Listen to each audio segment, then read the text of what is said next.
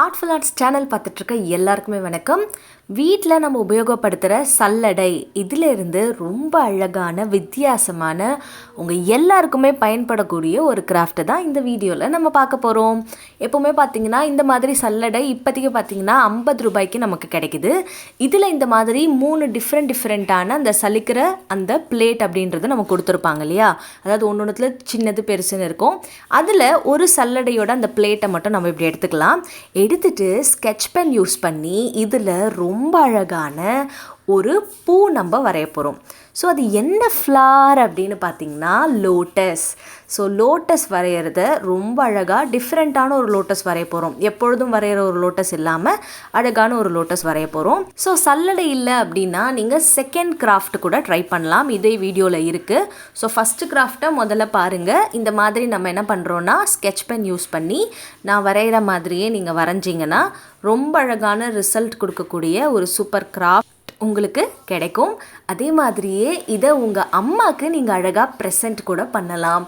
இந்த நவராத்திரி இல்லை எந்த ஒரு ஃபெஸ்டிவல் வந்தாலும் அந்த ஃபெஸ்டிவலுக்கு உங்கள் வீட்டுக்கு நிறைய பேர் வருவாங்க இல்லையா, அந்த மாதிரி வர்றவங்களுக்கு அழகாக நீங்கள் இதை ஒரு கிஃப்ட் பண்ணலாம். சரிங்களா? ஸோ நம்ம ஆன்லைனில் பார்த்தோன்னா இந்த பொருளை கிட்டத்தட்ட 50 ரூபாலேருந்து 200 ரூபா வரைக்கும் வாங்குற மாதிரி இருக்கும். ஆனால் நம்ம வீட்லேயே பண்ணும்போது கண்டிப்பாக ஒரு 20 ரூபாலேருந்து 30 ரூபா தான் நமக்கு இதோட காஸ்ட் அப்படின்ற மாதிரி இருக்கும். ப்ளஸ் இதை நம்ம யூஸ் பண்ணிவிட்டு மறுபடியும் நம்ம இதை வாஷ் பண்ணி வச்சுட்டாலே நம்ம மறுபடியும் இதை ரீயூஸ் பண்ணிக்கலாம். சரிங்களா? ஸோ ஒன்ஸ் யூஸ் பண்ணால் அதோட இது ஓவர் அப்படின்னு கிடையாது. இந்த கிராஃப்டை நம்ம யூஸ் பண்ணிவிட்டு மறுபடியும் பழைய நிலைமைக்கு இந்த சல்லடையை நம்ம திருப்பி கொண்டு வந்துட்டு நம்ம யூஸும் பண்ணிக்கலாம். சரிங்களா? ஸோ அதனால் அப்படி இருக்கும்போது நீங்கள் என்ன பண்ணுறீங்கன்னா ஸ்கெட்ச் பென் அப்படின்றத நீங்கள் யூஸ் பண்ணாதீங்க. அதுக்கு பதிலாக பென்சில் யூஸ் பண்ணிக்கோங்க. சரிங்களா? ஸோ பென்சில் யூஸ் பண்ணிவிட்டு இதே மாதிரி லோட்டஸ் வரைஞ்சிட்டு நான் ஃபாலோ பண்ணுற அதே டெக்னிக்கை நீங்கள் ஃபாலோ பண்ணிங்கன்னா ரீயூசபிளுக்கு இதை நீங்கள் எடுத்துக்கலாம். சரிங்களா? அப்படி ரீயூஸ் இல்லை அப்படின்னா நீங்கள் ஸ்கெட்ச் பென் யூஸ் பண்ணிக்கோங்க. இதை அப்படியே யூஸ் பண்ணி நான் அப்படியே பத்திரமா வச்சுப்பேன் அப்படின்னா நீங்கள் அப்படியே நீங்கள் வச்சிடலாம். நெக்ஸ்ட்டு பெயிண்ட் எடுத்துடலாம். லோட்டஸ்னாலே நமக்கு நல்லா தெரியும், பிங்க் கலர் இல்லை ரோஸ் கலர் மாதிரி தான் நம்ம கொடுக்கணும். கரெக்டாக? அதனால் அதுக்கேற்ற மாதிரி இப்போ நான் நல்ல ஒரு ஃப்ளாரசன்ட் பிங்க் கலர் எடுத்துட்டு இதில் நம்ம இதை பெயிண்ட் பண்ணுறோம். சரிங்களா? ஸோ நீங்கள் பெயிண்ட் பண்ணுறது உங்களோட சாய்ஸ். பிங்க் தான் பண்ணணும்னு அவசியம் கிடையாது. பிளாக் கலர் நீங்கள் எடுத்துக்கலாம். அதுக்கப்புறமா ஒயிட் கலர் எடுத்துக்கலாம். உங்களுக்கு எந்த கலர் விருப்பமோ நீங்கள் அந்த கலர் எடுத்துக்கலாம். ஏன்னா நம்ம பண்ண போகிற கிராஃப்ட் அந்த மாதிரி ஒன்று கலர் பேஸ்டு கிடையாது, ரிசல்ட் பேஸ்டு கிராஃப்ட் இது. அதனால் உங்களுக்கு நீங்கள் எந்த கலர் வேணாலும் நீங்கள் யூஸ் பண்ணிக்கலாம்.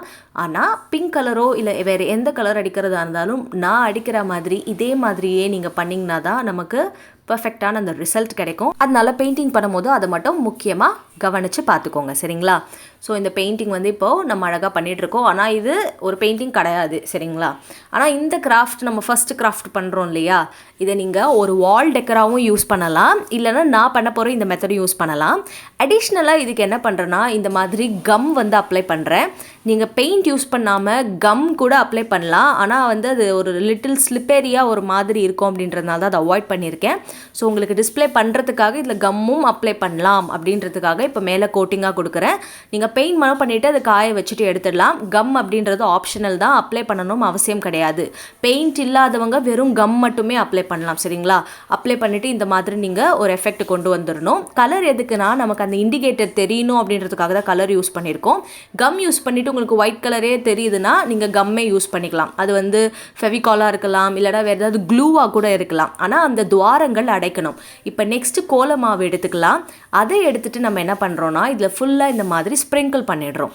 இப்போது பெயிண்ட் இருக்கிற ரீஜன் எல்லாம் பார்த்திங்கன்னா அந்த சல்லடையினுடைய துவாரங்கள் அடைக்கப்பட்டிருக்கிறதுனால அந்த பக்கம் அந்த கோலமாவு அப்படின்றது போகாது. ஆனால் இந்த கேப் இருக்கிற எல்லா ரீஜன்லேயும் கோலமாவு இருக்கும் அப்படின்றதுனால இதை அழகாக நம்ம ரிமூவ் பண்ணி பார்த்தோன்னா ரொம்ப அழகான ஒரு தாமரை ஸ்டென்சில் மாதிரி நமக்கு கிடைச்சிடும்.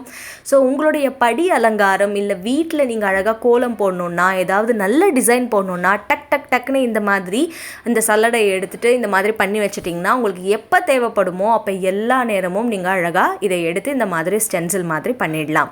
இப்போ நான் சொன்ன மாதிரியே உங்கள்கிட்ட பெயிண்ட் இல்லைன்னா நீங்கள் என்ன பண்ணலான்னா ஃபெவிகால் இல்லை ஃபெவி க்ளூ இல்லை எந்த ஒரு சப்ஸ்டன்ஸ் இந்த துவாரங்கள் அடைக்கிற மாதிரி உங்களுக்கு ஈஸியாக இருக்கோ அதை நீங்கள் இந்த தாமரை ஷேப் வரைஞ்சிட்டு அதுக்கு மேலே அப்ளை பண்ணணும். இந்த கேப் மட்டும் நீங்கள் விட்டுட்டிங்கன்னா ரொம்ப அழகான இந்த ஃபர்ஸ்ட் கிராஃப்ட் ரெடி ஆகிடும். இப்போ இந்த லோட்டஸ் அந்த பிளேட் இருக்கு இல்லையா, அதை நீங்கள் அழகாக வந்து துணி வச்சு தொடச்சிடலாம். இதை நீங்கள் ஒரு வால் டெக்கராக கூட உங்களுக்கு தேவைப்படுற இடத்துல மாட்டிடலாம். இப்போது நம்ம எண்ட் ரிசல்ட்டை பார்த்துடலாம்.